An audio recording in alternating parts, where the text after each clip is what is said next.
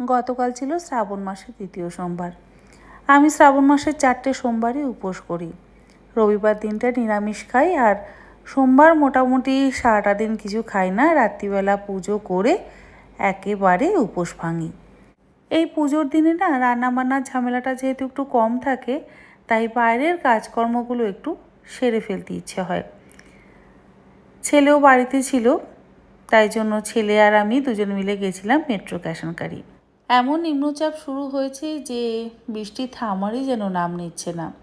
সত্যি যারা প্রত্যেক দিন অফিস এবং স্কুল কলেজে বেরোয় তাদের তো ভারী সমস্যা হচ্ছে। রাস্তায় বেরোবো আর চা খাওয়া হবে না তা কেমন করে হয়।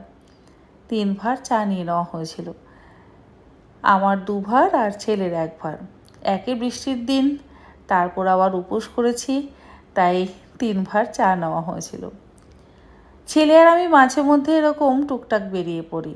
আমরা দুজন না এরকমভাবে মাঝে মধ্যেই বেরিয়ে পড়ি, হয় কোনো সময় কাজের জন্য, তা না হলে একটু টুকটাক ঘুরতে বেরিয়ে পড়ি। এবারে মেট্রোতে গিয়ে দেখলাম বেশ কিছু কাস্ট আয়রনের তাওয়া আর কড়াই রয়েছে। দাম খুব একটা বেশি নয়, মোটামুটি 800-900-র মধ্যেই রয়েছে। খুব ভালো লাগলো, আর খুব একটা যে ভারী তাও নয়। বেশি ভারী হলে সেগুলো আবার হ্যান্ডেল করা বেশ মুশকিল হয়ে যায়।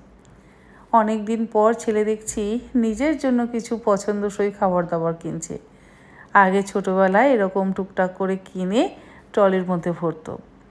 আমাদের কেনাকাটা হয়ে যাওয়ার পর আবার তাড়াতাড়ি করে বাড়ি ফিরতে হচ্ছে, কারণ হঠাৎ ওর অফিস থেকে ফোন আসে, ওকে আবার অফিসে যেতে হবে। সারাদিন বাড়ি থেকে অফিস করবার পর এখন আবার 9:30টার সময় যে অফিসে যেতে হলো, রাত্রে যে কখন ফিরবে তার কিন্তু কোনো ঠিক নেই। সকলের জন্য লুচি তরকারি বানানো হলেও ছেলে কিন্তু এই লুচি তরকারি কোনো কিছুই খায় না। ও রাত্রে ফিরলে ওর জন্য আবার স্যান্ডউইচ বানিয়ে দিয়েছিলাম। আর এই সাদা আলু চচ্চড়িটা প্রেশার কুকারে করতে খুব একটা কিন্তু সময় লাগে না।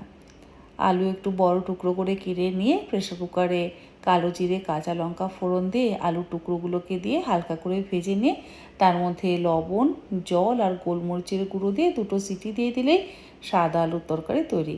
মানে এটা হচ্ছে মরিচ আলু, আর তার সাথে ফুলকো ফুলকো লুচি। গোপা আর অন্বেষাও এসেছিল, অনেক দিন পর একসাথে মিলে খাওয়া হলো। আমাদের 4 জনের মধ্যে আবার প্রিয়াঙ্কা নেই। প্রিয়াঙ্কা গেছে ওর বাবা মার কাছে ছুটি কাটাতে। ওকে ভারী মিস করলাম, ও থাকলে আরও ভালো লাগতো। আজকের ব্লগটা তাহলে এখানেই শেষ করলাম। আর আজকের এই ব্লগটা আপনাদের কেমন লাগলো অবশ্যই জানাবেন। যদি এরকম ছোটোখাটো ব্লগ আপনাদের দেখতে ইচ্ছে হয় সেটাও কিন্তু জানাবেন। আপনারা সকলে ভালো থাকবেন।